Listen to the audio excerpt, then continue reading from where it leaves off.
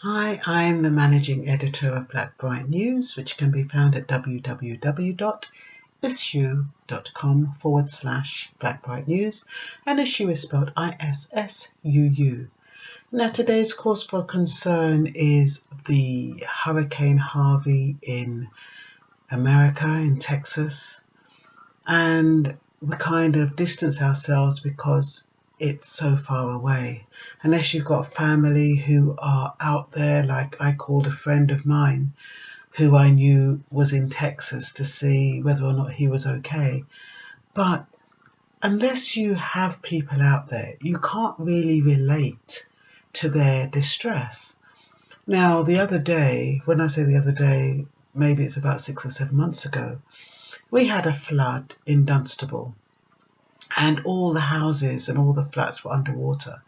And I remember coming home from work and watching the cars sink as they were going through a road that had a dip in it.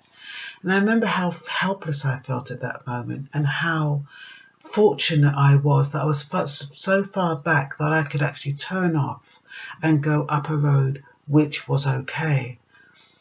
But can you imagine, if it happened to you though? You go home, or you're in an area and everything you've worked for is underwater. And water is one of those things that you can't get rid of easily. Everything it touches, it destroys. You can't dry it out. If you want to dry out a carpet, it will never be the same. There'll always be that stench. Water comes up from the sewers, the smell, how distasteful it must be, and having to wade through rubbish and garbage and sewage. Standing on roofs and knowing that being drowned, death by drowning, is one of the slowest deaths. And then you watch these people fighting for their lives. At the moment, I think 8 are reported dead, but there could be more. When we see these events, we cannot distance ourselves. We cannot think, oh, well, it's all the way over there, and I don't know anybody over there, so it doesn't matter. You have to think that we're all human, that we're all mortal, that could happen to any one of us at any time, and how we would feel and what we'd want people to do for us. There's not much we can do. Every minute there's a disaster. Every minute there's a catastrophe. What about those people in Sierra Leone with the landslide? Thousands are dead. Can you imagine that kind of death?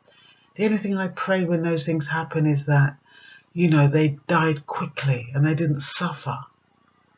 But you can imagine that so many did. Being buried alive. The thought of it. I remember seeing a movie where they started burying somebody and that person wasn't dead, and I remember, oh my God, and started banging on the coffin top. I don't know if it's a horror. I don't know if it was real. I just remember that how claustrophobic and scary that must be. The thought of death is scary, and we all have to face it. And I guess it's gearing ourselves up to face it when it comes is what we all need to do. But, we have warnings in so many ways of different ways we could die. And we're going to have to be prepared for it whichever way it comes. I just hope for most of us it's peaceful. And, yeah, it's peaceful and quick.